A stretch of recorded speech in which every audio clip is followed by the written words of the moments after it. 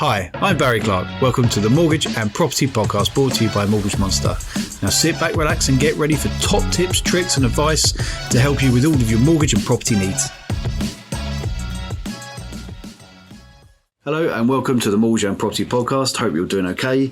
Today I've got myself, Barry Clark, and we're joined by Bronwyn, who is our apprentice, and she's going to help us. She's very nervous. She has to have Dave asking some very important questions. How you doing, Bronwyn? You all right? Yeah, I'm good. How are you? Yeah, good. Thank you very much. So apparently the only thing you can't do is call me Baldy. So, Indeed. Is that right, guys? Right. So basically, a lot of time we get asked as a mortgage broker, what happens the first time that we come in to see you, basically. So we just want to have a quick chat, just to let you know what's to be expected, what potentially could happen, the bits you have to worry about, the bits you don't have to worry about, and kind of go from there, really. We understand the mortgage process can be confusing and scary, and we just want to put your mind at ease a little bit, so we can guide you through and say just what happens, basically. So, go on, Bronwyn, over to you. You've got some questions. Yep. First one, what type of meeting should you expect? Okay. We're quite relaxed here, whether it be by video call or whether it be, face-to-face meeting.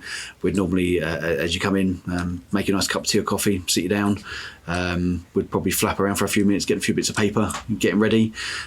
So basically, when you first sit down with the broker, we're going to take some of your details and look at what it is that you're trying to achieve, whether you'll be a first-time buyer, whether you're trying to buy your first buy-to-let, whatever it is you want to achieve, tell us it and we'll work out a way then we can explain it all to you, make sure it's all easy to follow, and hopefully get you to a point whereby towards the end of the meeting, you'll know a huge amount more. Hopefully, we'll tell you, how mortgages work, tell you whether, guide you what sort of term you might be looking at, whether you want a fixed rate or a variable rate, whether or not you want to be, as I say, either interest only or repayment. Maybe look at some mortgage monthly payments for you as well, just so you get an idea that make sure it's all affordable. We might look at affordability, which is, money coming in and money going out, the difference between the two. We'd hope to kind of get everything answered within that kind of first hour or so, get you to a point where you feel confident enough then to maybe start looking at property. After that, then we leave the office and we'll get you all agreed in principle. So if you're positioned then to go out property shopping. Mm-hmm. About an hour or so, and hopefully we should take your knowledge from somewhere down here to all the way up here to make you feel a little bit more comfortable about it all. Perfect. Let's go for the next one. Yeah, go on. What other questions you got, mate? So the first time you meet a broker, what are the best documents to bring with you? Okay, so your broker's going to initially want to work out how much you've got coming in, how much you've got going out, and look at the bit in the middle and make sure that it's all affordable for a mortgage, basically. So we're also going to want to make sure that we know who you are. So potentially you're going to need to have some ID documents. Potentially we're going to want from you maybe, if you're employed, your last 3 months pay slips or maybe a P60. We also potentially need from you, if you're self-employed, normally the last 2 or 3 years tax overviews and tax calculations. So those are documents you have when you're self-employed. At the end of the year you go to pay tax. Those are documents you have to actually submit. Mm-hmm. If you're a limited company, if you're the owner of a limited company, you might need to supply last 3 years of limited company accounts. We might need to speak to your accountant for kind of accountant's references and that sort of stuff. Over and above all that, we're probably also going to need as well 4 months worth of bank statements. And really it means with all that information then we can have a look at it and make sure that when we do place your lender, we're pretty confident you're definitely going to go there. Because as I say, if we haven't got pay slips, if we haven't got kind of bank statements, it means we'll give you a rough idea, but it's always going to be impossible to kind of tell, especially when you're self-employed as well, because what you might find when someone's self-employed, they might have a gross income which is pretty high, but by the time they put all of your costs against it, by the time you put all of your outgoings against it, sometimes the amount of pay you the amount of money that you say you're earning, by the time you take those costs out, can be less. And most of them is going to work on that net figure rather than the gross figure. So knowing those net figures will be really, really important when we try and work out how much it is that you can borrow. So on an average, if you have no debt, lenders will lend you kind of jointly or solely around about 4.5 times your income. But we can't work out what that income is, then we're going to struggle to let you know then how much you can borrow, how much you need for deposit, and all those other different bits and pieces. So having proof of income is probably the most important bit, as well as ID, and bank statements, just to make sure there's nothing kind of which are a little bit surprising on there. So sometimes we've seen on bank statements gambling. We've seen some often some quite funny references, which is just something to be aware of. We have seen a client which spends most of their money on OnlyFans. We've got clients which spend it, as I say, on. So we just need to make sure really we have a look at the whole process, the whole system, just to make sure there's nothing's going to trip us up later on. So that's the reason why those documents are kind of pretty important. If you're remortgaging, you might need to do things like have things like, for example, your previous mortgage details, so the mortgage statement. Maybe if you've got credit cards or loans potentially, then we might want to know then a little bit about those as well. And when should you see a mortgage broker? It's a great question. I would really advise you to kind of do it as early on as you really, when you're starting to think about buying a property. You know, we'll work with clients when they're just about to do their mortgage, or we can work with clients for up to 2 or 3 years beforehand. Really having all the information as early as you can means it's easier for us to get a plan together for you. Whether that plan is to be to save, £300 a month each for 18 months, or whether that plan's I've got to sort my credit out. Really, the earlier that we can start talking to people, the better it is, because it means that we can either say to you, look, guys, if you want to, you can go shopping now, and that brings your process then much, much further forwards. So we have people come sit with us and go, we're looking to buy in a couple of years' time, maybe. Time we sit down, run through everything, go, actually, we're pleasantly surprised we can do it now. With other people we might start working with, and then I go, right, want to do it now. Potentially then we highlight a problem, and we have to work on that problem for say 18 months or 2 years or whatever else it could potentially be. So really, I'd say as soon as you start thinking about property, literally speak to a mortgage broker, and they'll be able to give you, hopefully be able to give you all the information that you need to make you feel comfortable and set you on a plan to basically get there. Cool, mate. What's your next question? How long will the process take? The initial mortgage interview should only be kind of about, half an hour, 45 minutes, sometimes an hour, as much or as little as you basically need. From there on then we would look to get your agreement in principle, depending on the research we've done. That will depend on the process, on how quick it is with that lender. Sometimes it can be as quick as 20 minutes, sometimes it takes kind of just over an hour or so.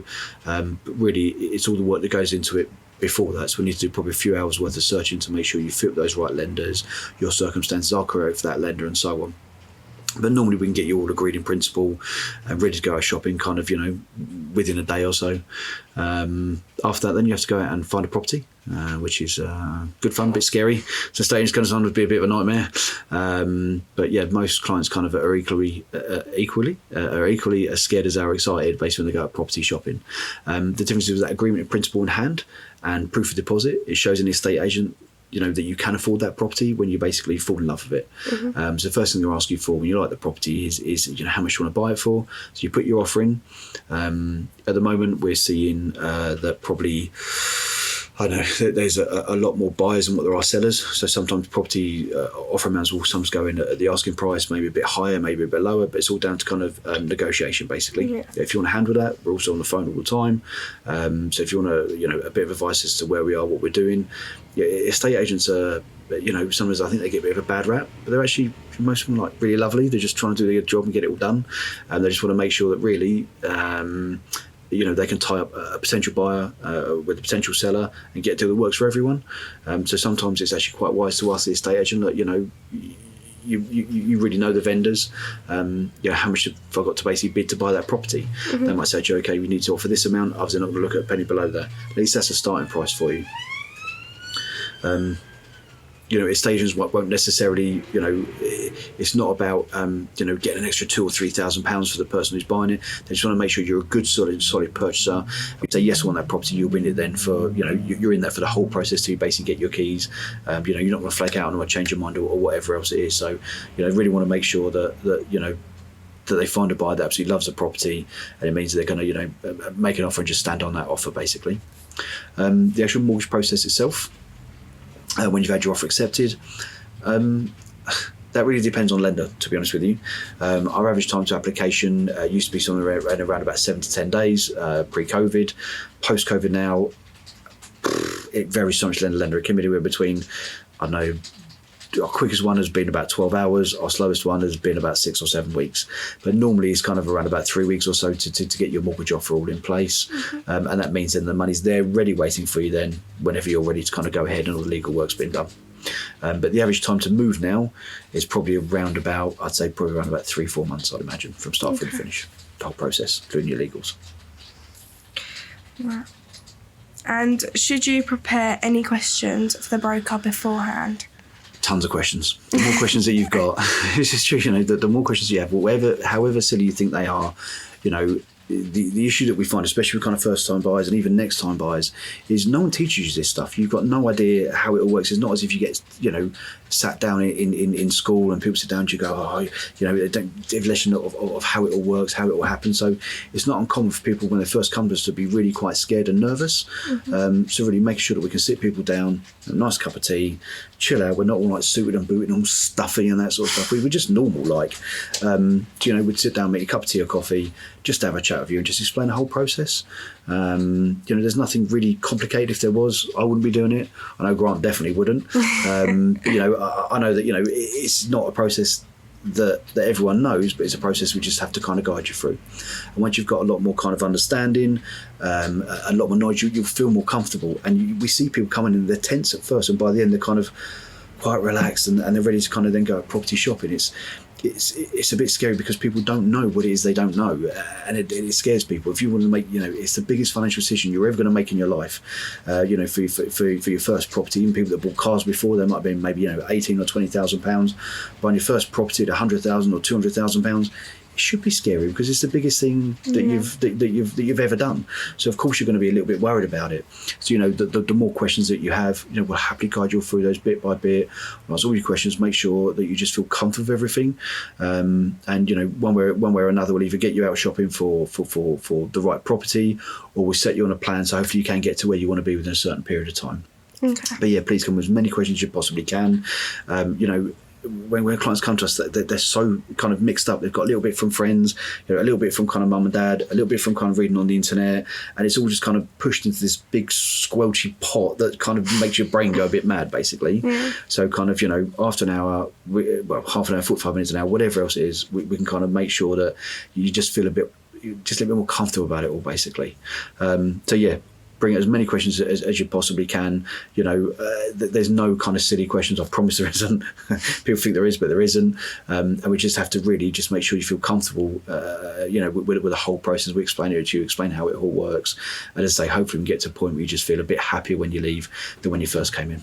Perfect. Thank you. So that's pretty much, I think, all we've got time for that wraps it up.